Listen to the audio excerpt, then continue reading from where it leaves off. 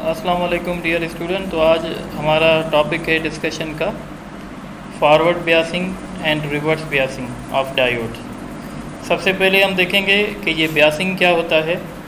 तो ब्यासिंग का मतलब होता है कि जब हम किसी भी डायोड को इलेक्ट्रिक पोटेंशियल देते हैं तो इस प्रोसेस को हम ब्यासिंग कहते हैं। जैसे डेफिनेशन में लिखा हुआ है, the application of some electric potential across the diode is called ब्यासिंग।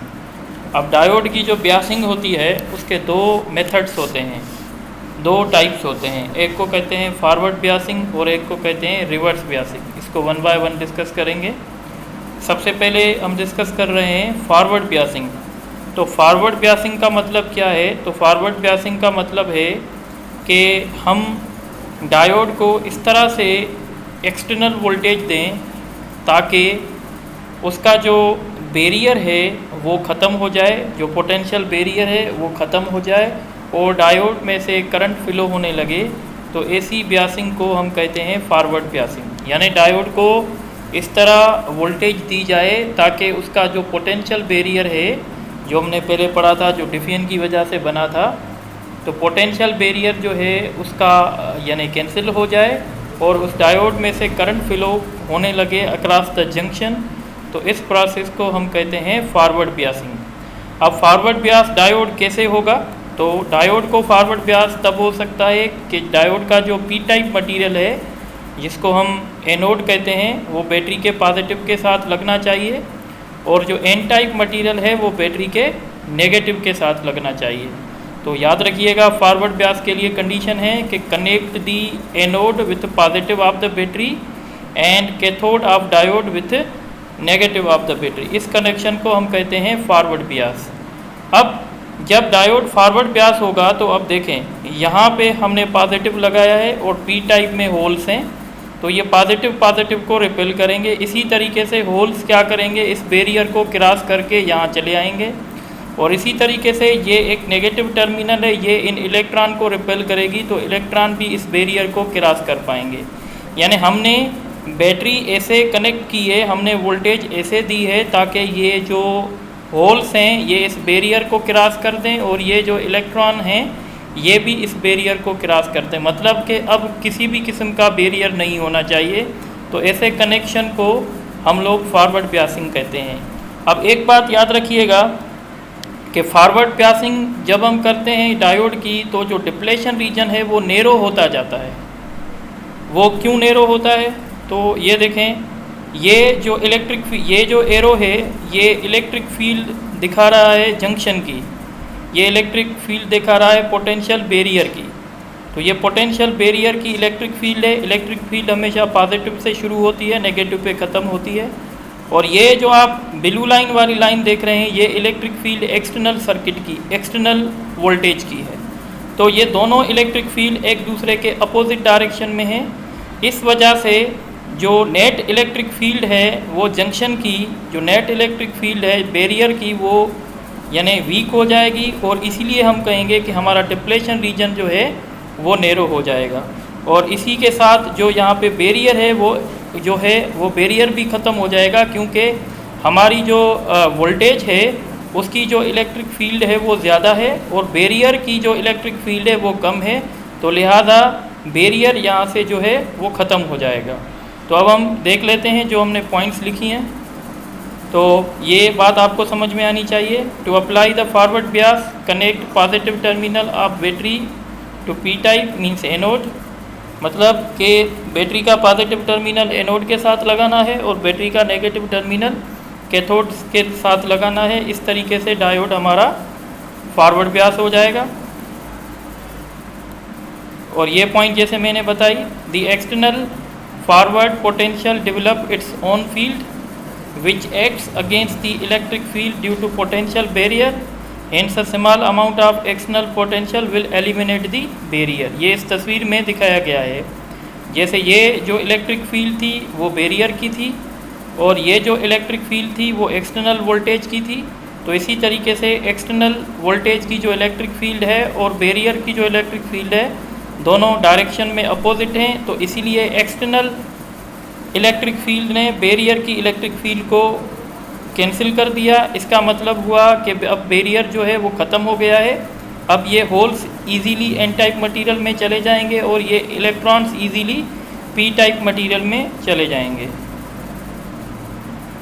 ये तस्वीर आपको शो कर रही है, ये देखें, ये डिप्लेशन रीजन की साइज़ थी विदाउट एक्सटर्नल फीड, यानी जब हमने ब्यासिंग नहीं किया था तो ये डिप्लेशन रीजन की साइज़ थी। जब हमने फॉरवर्ड ब्यास किया तो डिप्लेशन रीजन की साइज़ जो है वो कम हो गई। तो आपसे क्वेश्चन कर सकते हैं कि फॉरवर्ड ब्यास जब हम डायोड को करते हैं तो डिप्लेशन रीजन की साइज़ क्या हो जाती है?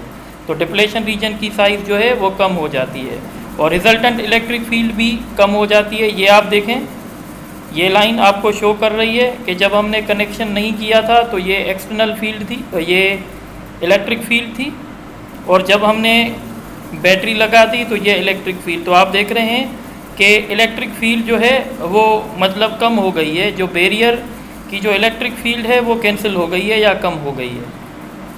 तो ये नीचे मैंने पॉइंट्स में लिखा है, वंस बैरियर इज़ एलिमिनेटेड, जैसे मैंने आपको बताया, by forward potential the junction resistance becomes almost zero, therefore current flows। अच्छा, फॉरवर्ड ब्यास की कंडीशंस याद रखें। जब डायोड हमारा फॉरवर्ड ब्यास होगा तो नंबर 1 डिप्लेशन रीजन की साइज़ कम हो जाएगी, नंबर 2 बैरियर हमारा ख़त्म हो जाएगा, नंबर 3 रेजिस्टेंस ऑलमोस्ट ज़ीरो हो जाएगी, नंबर 4 करंट हमारा फ्लो हो जाएगा।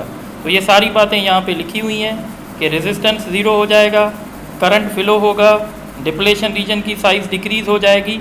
और जब हमारा डायोड फॉरवर्ड ब्यास होता है तो हम कहते हैं ये क्लोज स्विच की तरह बिहेव कर रहा है।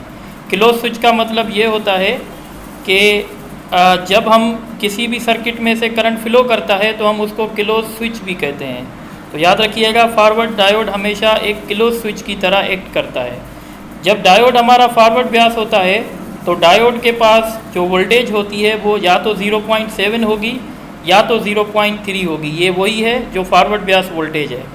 अगर डायोड आपका सिलिकॉन का होगा तो 0.7, अगर जर्मेनियम का होगा तो 0.3। तो ये आपसे क्वेश्चन कर सकते हैं कि डायोड जब फॉरवर्ड ब्यास होता है तो उसके अक्रॉस कितनी वोल्टेज जो है वो ड्रॉप होती है। अच्छा, अब हम नेक्स्ट टॉपिक करेंगे, यानी नेक्स्ट इसका जो टाइप था ब्यासिंग का वो है रिवर्स ब्यास। तो रिवर्स ब्यास का मतलब क्या होता है? बिल्कुल इसके अपोजिट होगा। फॉरवर्ड ब्यास में ये था कि हम वोल्टेज इस तरह से दे रहे थे ताकि बैरियर जो है वो कैंसिल हो जाए, पर यहाँ पे हम वोल्टेज इस तरह से देंगे ताकि बैरियर की साइज़ जो है वो इंक्रीज़ हो जाए। तो ऐसा कनेक्शन या ऐसा ब्यास जिसमें बैरियर की साइज़ इंक्रीज़ हो जाए तो हम उसको रिवर्स ब्यास कहते हैं। जैसे डेफिनेशन में लिखा हुआ है, when external voltage applied to junction in such a direction that potential barrier is increased, this is called reverse bias। अब आप देखें, रिवर्स ब्यास करने के लिए कंडीशन क्या है कि जो हमारा एनोड है, जो पी टाइप मटेरियल है, उसको बैटरी के नेगेटिव के साथ लगाएंगे और जो एन टाइप मटेरियल है उसको बैटरी के पॉजिटिव टर्मिनल के साथ लगाएंगे, यानी बिल्कुल अपोजिट करेंगे जैसे हमने जो है अपना फॉरवर्ड ब्यास में किया था। अब आप यहाँ देखेंगे कि ये जो पी टाइप मटेरियल है इसमें मेजॉरिटी कैरियर्स जो हैं वो होल हैं, और यहाँ पे हमने नेगेटिव लगाया है तो ये होल सारे अट्रैक्ट हो जाएंगे और ये इलेक्ट्रॉन्स ये सारे अट्रैक्ट हो जाएंगे। तो ये जो बीच वाला जो रीजन है इसकी साइज़ इंक्रीज़ हो जाएगी। फिर से देखें, ये जो इलेक्ट्रॉन्स हैं वो सारे यहाँ पे अट्रैक्ट हो जाएंगे, ये जो होल्स हैं ये सारे यहाँ पे अट्रैक्ट हो जाएंगे। तो ये रीजन जो है, इस रीजन की साइज़ जो है वो इंक्रीज़ हो जाएगी।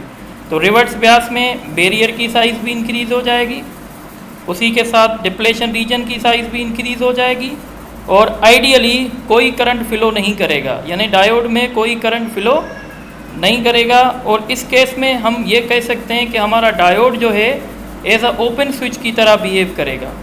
तो ये सारी बातें, और इस केस में क्योंकि कोई करंट फ्लो नहीं कर रहा तो हम कहेंगे कि जंक्शन की रेजिस्टेंस बहुत ज़्यादा हो चुकी है। तो ये सारी प्रॉपर्टीज़ जो हैं वो रिवर्स ब्यास की हैं।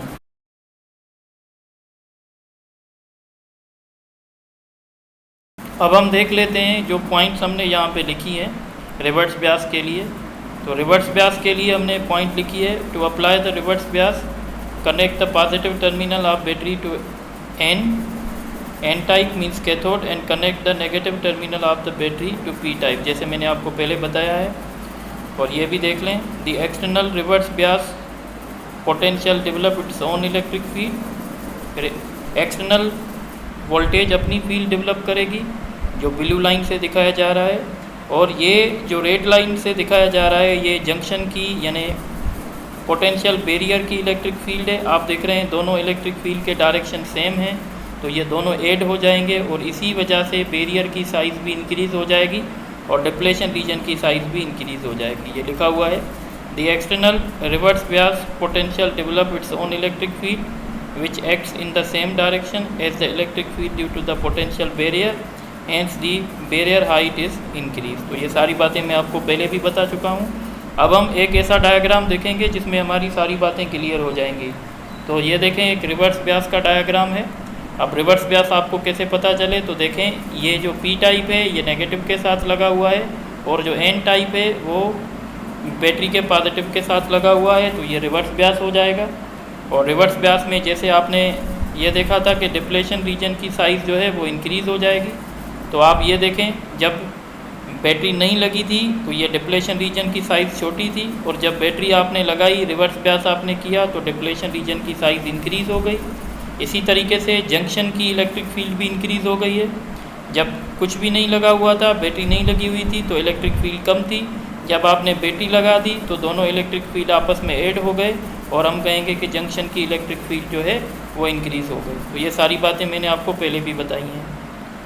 तो ये लिखा हुआ है, this increase the barrier prevent the flow. अच्छा, जैसे आपको पता है कि बैरियर की साइज़ बढ़ गई है, बैरियर की साइज़ बढ़ गई है मतलब अब कोई भी चार्ज कैरियर जंक्शन को क्रॉस नहीं कर सकता, इसलिए हम कहेंगे कि रेजिस्टेंस जो है वो हाई हो चुकी है।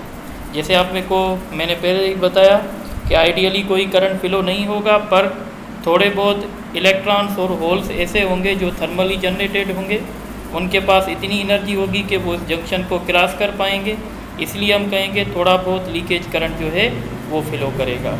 तो अब आप ये सारी बातें नोट कर लें कि कौन सी प्रॉपर्टी जो है वो फॉरवर्ड ब्यास की हैं और कौन सी प्रॉपर्टी जो हैं वो रिवर्स ब्यास की हैं। इसी तरीके से ये नीचे भी लिखा हुआ है, the reverse bias diode act as a open switch. Open switch में आपको पता है कि कोई करंट फ्लो नहीं करता, तो लिहाजा रिवर्स ब्यास में भी कोई करंट आइडियली फ्लो नहीं करता है, तो हम कहेंगे जो हमारा रिवर्स ब्यास डायोड है वो एक ओपन स्विच की तरह बिहेव करेगा। और रिवर्स ब्यास में अच्छा एक बहुत इंपॉर्टेंट MCQs है, देखें रिवर्स ब्यास में डायोड के पास उतनी ही वोल्टेज होगी जितनी एक्सटर्नल वोल्टेज होगी। सपोज़ करें अगर हमने डायोड के साथ 10 वोल्ट कनेक्ट कर दिया और डायोड को हमने रिवर्स ब्यास किया है तो डायोड के पास 10 वोल्ट होगा, पर अगर हम डायोड के साथ 10 वोल्ट लगाएंगे और डायोड को फॉरवर्ड ब्यास करेंगे तो डायोड के पास जो ड्रॉप होगा वो 0.7 होगा। और लास्ट में ये भी पॉइंट लिखी हुई है कि size of depletion region increases. ये सारी बातें मैंने आपको पहले भी बताई हैं। तो इसी तरीके से आपने आज के लेक्चर में देखा कि फॉरवर्ड ब्यास क्या होता है, रिवर्स ब्यास क्या होता है, इनकी सारी प्रॉपर्टीज़ भी आपने देख ली। आई होप कि आपको ये बातें समझ में आ गई होंगी। इंशाल्लाह फिर नेक्स्ट क्लास में या नेक्स्ट लेक्चर में हम इस पे MCQs भी डिस्कस करेंगे।